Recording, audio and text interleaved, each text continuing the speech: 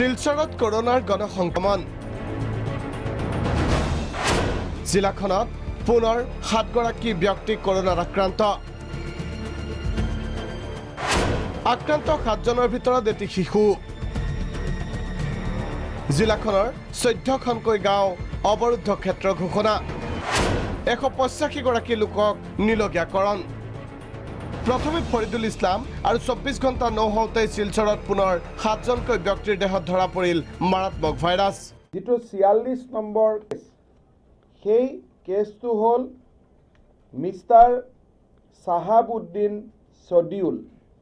এখেতৰ বয়স 53 ইয়াৰ্ছ 2 মে তাৰিখে তেওঁলোকে আজমিৰ শৰীফৰ পৰা আহিছিল আৰু শিলচৰত 6 তাৰিখে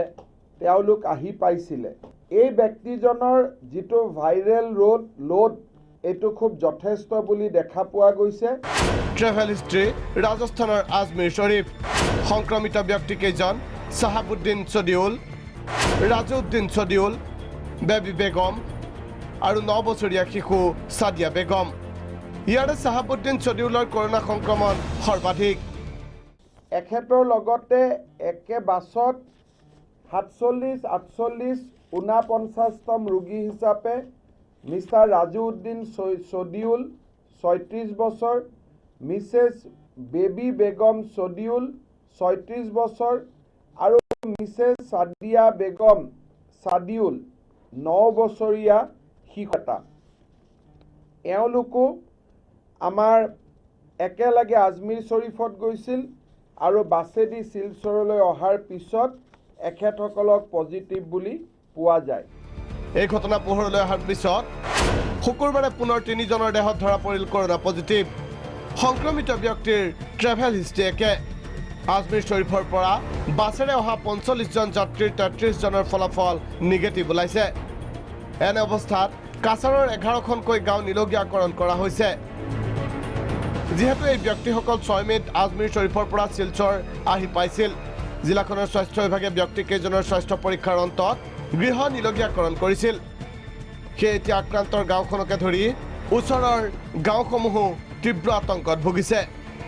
বৃহস্পতিবাৰৰ পৰাই প্ৰশাসনে বাঁহ বান্ধি তীব্ৰ নজৰত ৰাখিছে অঞ্চলকেইটা এতিয়া কিন্তু কাছাৰৰ কাৰণে আৰু ভাবুকি হৈ উঠিছে কাৰণ আৰু কিমান শংকা ওলাব সেইটো লৈ কিন্তু এটা অনিশ্চয়তা আছে ইতিমধ্যে জিলা প্ৰশাসনে 185জন ব্যক্তিক নিলগীয়াকৰণ কৰাৰ লগতে আক্ৰান্তক শিলচৰ মেডিকেল কলেজ হাস্পতালত ভৰ্তি কৰাই নিৰীক্ষণ কৰিছে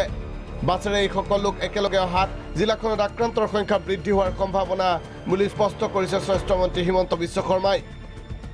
আজমিৰ শৰীফৰ পৰা অহা বাছখনত সংক্ৰমণৰ সংখ্যা হয়তো বঢ়াৰো সম্ভাৱনা নথকা নহয় নিয়ম অনুসৰি সম্প্ৰতি বাছ যাতায়াতত আধা সংখ্যক যাত্ৰীৰ অনুমতি থাকে যদিও কিদৰে এই সকল লোক আজমিৰ শৰীফৰ পৰা শিলচৰ পালেহি তাক লৈ সৰব কংগ্ৰেছৰ প্ৰাক্তন সাংসদ সুস্মিতা দেৱ বারবার সরকার বলছে মুখ্যমন্ত্রী বলছে মন্ত্রীরা বলছে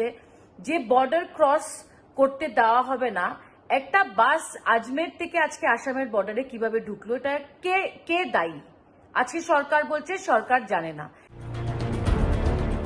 মুঠৰ ওপৰত এতিয়া জিলাখনত সৰ্বত্ৰ আতংকময় পৰিৱেশ কি হ'ব আগন্তুক দিনত সেয়া সকলোৰে মুখে মুখে পৰিস্ফুট গুৱাহাটীৰ পৰা মলয় চান্দিল আৰু শিলচৰৰ পৰা অভিজিত ভট্টাচাৰ্য ৰিপৰ্ট প্ৰাগ নিউজ